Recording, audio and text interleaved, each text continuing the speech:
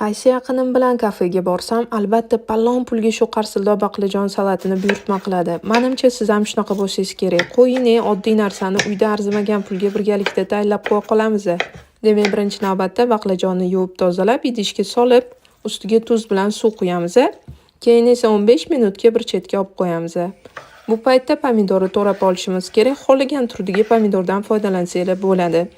Demak, 15 minutdan keyin baqlajonni olib, ortiqcha suvlarini olib tashlaymiz va bizga makkajo'xori kraxmali kerak bo'ladi. Kraxmalni solib, hammasi bir xil holga kelgungacha yaxshilab aralashtiramiz va yaxshi qizib turgan yog'da qizargungacha qovurib olamiz. Baqlajon rostdan ham juda ham qarsillab bo'lib chiqadi. Ovozini o'zingizlar eshitsanglar bo'ladi.